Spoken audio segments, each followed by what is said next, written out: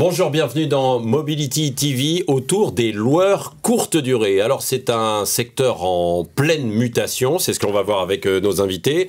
Jean-Claude Puerto, président du CAR, donc qui est avec nous, bonjour. Jean-Philippe Doyen, président de Sixt France. Bonjour. Et Guirec Grand-Clément, directeur d'Enterprise France. C'est le dernier arrivé, c'est le numéro 1, le poids lourd du secteur dans le monde et le dernier arrivé, si je puis dire, quasiment sur le marché français. Tout à fait. Nous étions historiquement une société, nous sommes toujours une société américaine, concentrée sur notre marché cœur de cible qui était historiquement l'Amérique du Nord. On était en Europe, au Royaume-Uni, Allemagne et Irlande depuis maintenant plus de 20 ans.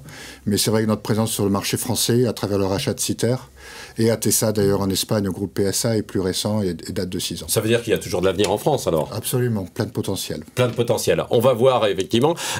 Jean-Claude Puerto, vous avez un regard justement sur l'évolution de ce marché français qui a quand même été complètement chamboulé ces dernières années avec l'arrivée de nouveaux acteurs, quoi, non? Lesquels? Les petits acteurs qui arrivent, qui concurrencent. Alors on vient d'en parler d'un grand, mais il y en a d'autres, quoi, non? Oui, ça bouge, mais pas tant que ça. Il y a quand même les opérateurs d'origine qui sont toujours là. Moi, ce qui me semble être un événement, c'est l'arrivée de la grande distribution dans ce marché-là. Ça, c'est un véritable événement. Il y a quoi, 10-15 ans? Ouais. On a peut-être l'impression que c'est en train de... Ils sont peut-être en train de se rendre compte que c'est un métier, finalement, et que c'est pas tout à fait le même que de distribuer des yaourts. Donc, mais bon. Et puis, il y a quand même un autre événement, c'est l'arrivée du monde de la distribution automobile dans ce métier-là, avec aujourd'hui toutes les enseignes de constructeurs qui ont une activité rente. Ouais. Donc effectivement, ça bouge, mais il ne faut pas non plus mystifier la manière dont ça bouge, quoi. Ça bouge, mais il n'y a pas tant d'événements que ça. Non, mais il y a la combinaison du digital, comme dans tous les autres secteurs, avec des plateformes qui commencent à agiter un petit peu ce secteur, quoi, non? Oui, alors ce qui bouge aussi, c'est le développement de la notion d'usage versus la possession du véhicule. On a un certain nombre de statistiques au niveau de la branche qui montrent que là où on était à 7-8% de Français qui déclaraient louer une fois par an, on est autour de 15 maintenant, donc on voit qu'il y a de plus en plus de gens qui louent des véhicules sous des formes variées. Vous disiez de nouveaux acteurs, l'autopartage, voilà. les véhicules entre particuliers, etc.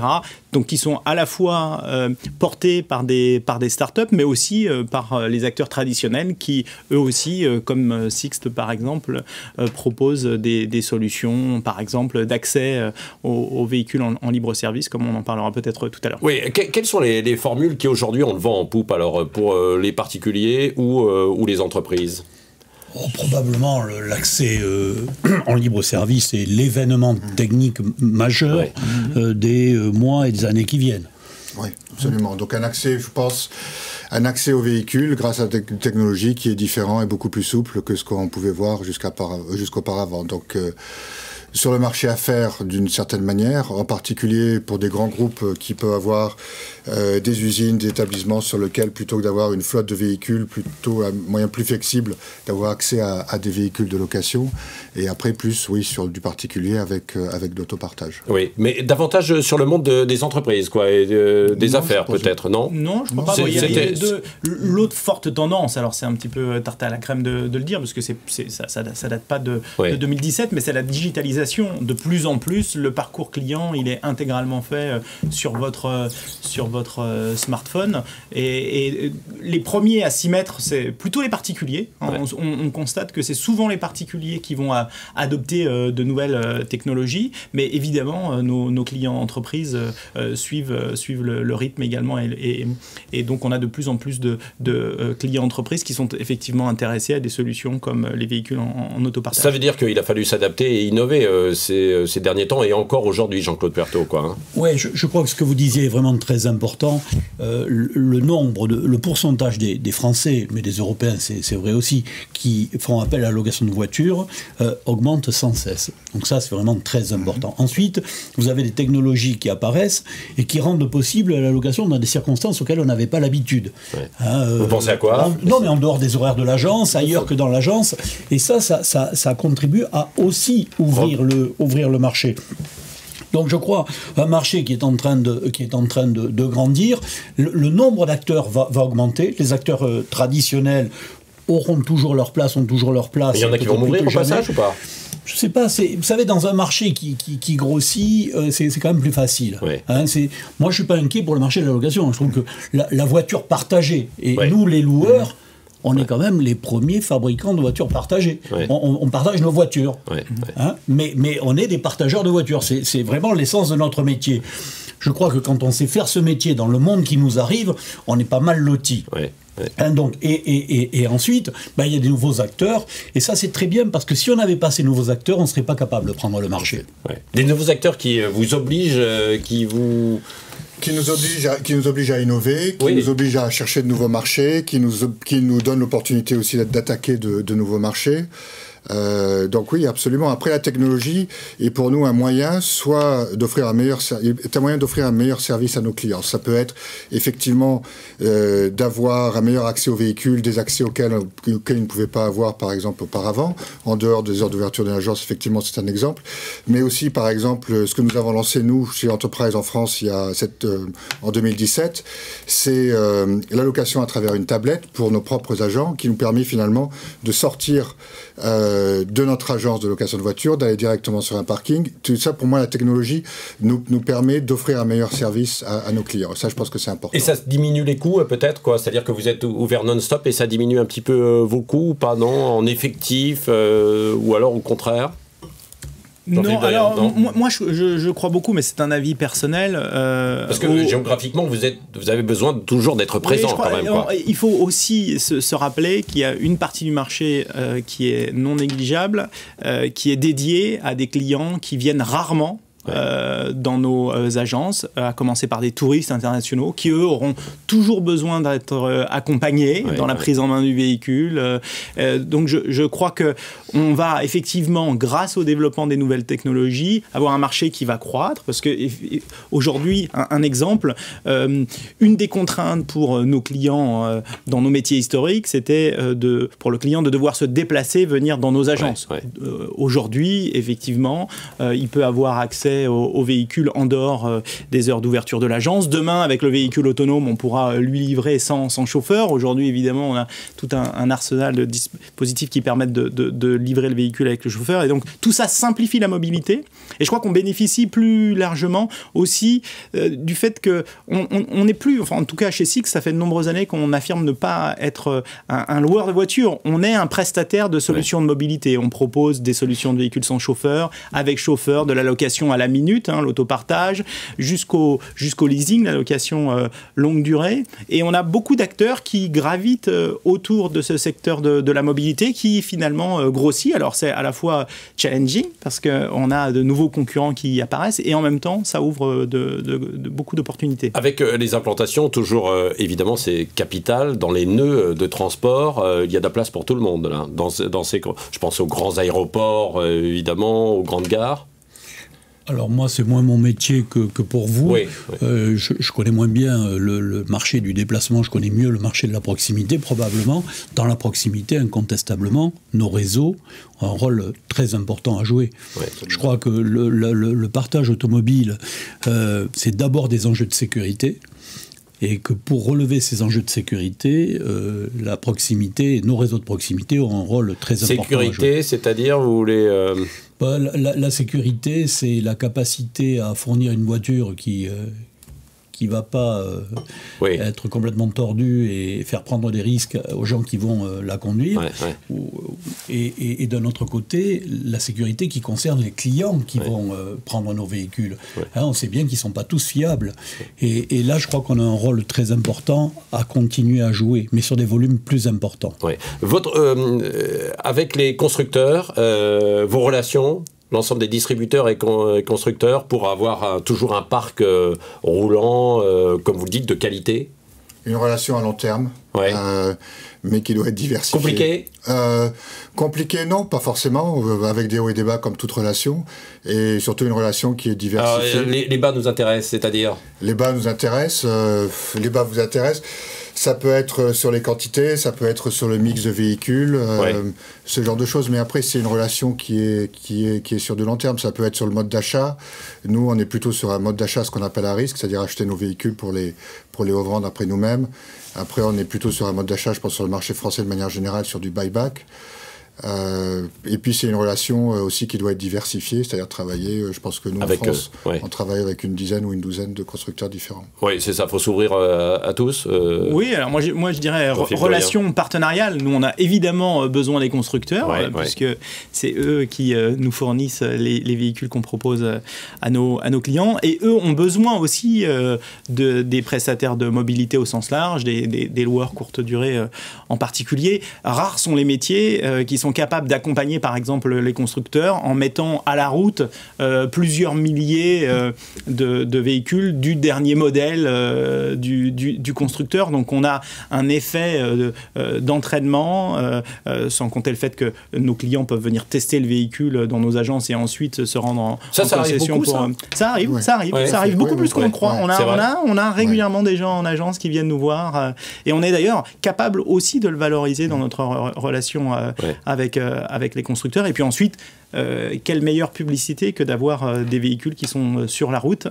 Voilà. Et donc ça, c'est aussi un des aspects qu'on peut... Et donc vous sentez, Jean-Claude Puerto, que ces relations s'améliorent ou avec l'ensemble des constructeurs? Alors moi j'ai une position un peu différente. D'abord, j'ai toujours pensé que notre industrie à nous était une industrie subordonnée au grand monde de l'automobile. On est quand même au service de la chaîne, on est dans le même bateau et il faut que cette chaîne fonctionne bien. Alors nous, on a un rôle un peu particulier puisqu'on s'est complètement mis au service des constructeurs et de leur réseau pour développer cette activité rent pour leur compte. Parce qu'on considère que le consommateur a beaucoup changé. Le consommateur qui achetait sa voiture, qui voulait être propriétaire, il est en train de disparaître.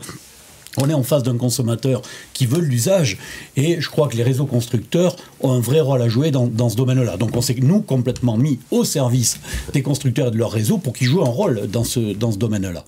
Dans la prestation d'usage, dans la prestation de location de voiture.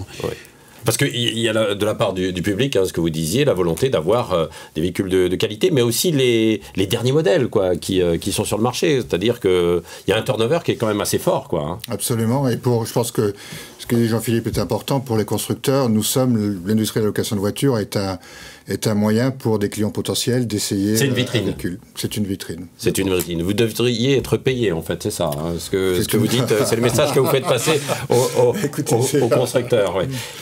Est-ce que vous subissez également de la part des consommateurs, de vos clients, des remarques sur le parc diesel, essence ou pas? Ou est-ce que vous sont plutôt des gens qui roulent beaucoup, donc vous êtes toujours dans un parc diesel globalement? On surréagit, on amplifie, on anticipe les tendances. Nous. Donc quand le diesel va commencer à souffrir, nous on a déjà mal, on est déjà en train de se séparer de nos voitures diesel ou de ne pas les sourcer. Oui, et puis Jean-Philippe Doyen.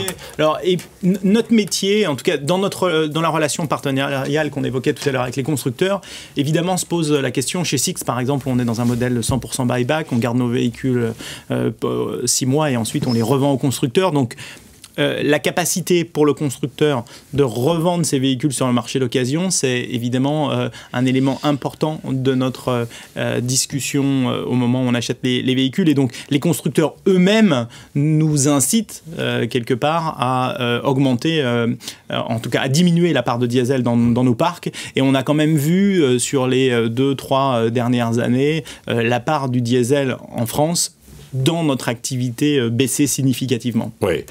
L'ensemble des changements, on parle aussi du contrôle technique qui va changer. Tout ça a un impact chez vous également Le contrôle technique, je pense que chacun d'entre nous garde des véhicules sur une durée inférieure. Donc vous n'avez pas trop vous n'êtes pas trop impacté effectivement par ça. Alors parlons on a évoqué tout à l'heure ces formules qui changent, la location à la minute, etc. Je disais que j'avais reçu une offre, moi par exemple, d'1 € pour faire un parallèle, une voiture en location. Comment est-ce possible? Dans les grandes surfaces, on interdit la vente à perte. Est-ce que c'est possible chez les loueurs courte durée? Alors moi, je ne crois pas être capable de faire une location à 1 euro, en effet, je vous rejoins. Non, oui, alors en fait, il y a des solutions de convoyage qui sont mises à disposition des loueurs. Il y a quelques plateformes qui se sont positionnées pour permettre aux loueurs de rapatrier des véhicules qui doivent être rapatriés et de mettre en relation des clients, des personnes qui, à ce moment-là, justement prévoyait de se rendre au lieu où on a besoin de ramener le véhicule, et donc c'est tous les loueurs le font, ça, ou alors il n'y en a que quelques-uns? Je pense que vous ne faites pas. Je pense que c'est le vilain petit canard est ailleurs, quoi. C'est ce que vous me dites, quoi, non? Enfin, pour moi, c'est insupportable. C'est insupportable, oui. Oui, ça casse le marché. Jean-Claude Puerteau, non, c'est insupportable. Il y a des règles sociales, des règles fiscales. Comment accepter que des gens qui ont une vraie subordination ramènent ma voiture? Je te demande de ramener ma voiture. Et je te paye 1 euro pour ça. Non, c'est la personne qui ramène la voiture, c'est un collaborateur salarié qui doit payer des charges sociales. Donc c'est pour moi absolument insupportable. Et pour ça, nous ne le faisons pas et nous disons que c'est insupportable. Oui, mais ça emmène peut-être quelques nouveaux clients potentiels vers la location courte durée en se disant, finalement, il y a des formules assez économiques, quoi, non? Je pense que ça reste on parle d'une micro... C'est de la promo, quoi. C'est une forme de promo. Je ne sais pas si c'est de la promo, mais en tout cas, on parle d'un nombre de transferts quand même sans relation avec la taille du marché. Un besoin opérationnel de convoyage de véhicules. Je ne pense pas que le but est de faire de la promo, d'agrandir le marché. Je pense que ça ne donne pas forcément une bonne image de notre industrie au regard du prix qui est pratiqué. Je pense que c'est simplement pour résoudre une problématique opérationnelle à un instant T sur lequel on a un stock de véhicules qui bouge énormément, suivant les saisonnalités, suivant les destinations, et qui nous permet de réaligner ce stock. Ça crée une confusion dans la tête du consommateur, parce que si quelqu'un peut me proposer 1 euro et que vous me proposez 100 euros, il y en a un qui me vole. Donc ça crée une confusion d'un côté, et je répète, je crois que ça crée des distorsions de concurrence. On ne peut pas travailler d'un côté avec des salariés, de l'autre côté avec des faux salariés. Charge-nous peut-être après de faire preuve d'un petit peu de pédagogie, parce que là c'est un exemple de la sharing economy. Finalement, voilà, tu es disponible pour me rendre un service. Oui, mais c'est la fameuse ubérisation de la société. C'est un peu l'ubérisation de la société dont on pourrait parler pendant des heures. C'est vrai que je comprends parfaitement la réaction, et c'est vrai que de donner le sentiment à nos clients que louer une voiture à la journée ça coûte 1 euro, c'est évidemment une aberration. Après, je pense qu'on est dans un environnement qui évolue, que l'ubérisation d'un certain nombre de métiers, c'est quand même une réalité avec laquelle il faut vivre. Et donc c'est vrai que c'est important qu'on puisse rappeler que c'est pas le prix d'une location, mais que ça s'inscrit dans un contexte très particulier. Je crois que cette ubérisation dont on parle, je crois qu'il faut en définir les règles. Il faut en définir les règles qui nous permettent de continuer à vivre ensemble.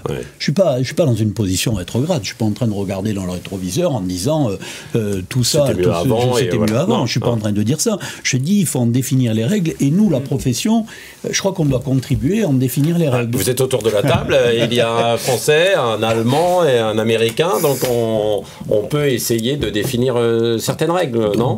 3 Français en France. Oui, 3 Français en France. Alors, bien sûr, mais le car et le franchi et les sociétés, quoi. On peut essayer de s'entendre, quoi. En tout cas, on l'a compris à travers cette table ronde de Mobility TV, la location courte durée, il y a de l'avenir, même si c'est un secteur en pleine mutation. Merci de nous avoir suivis.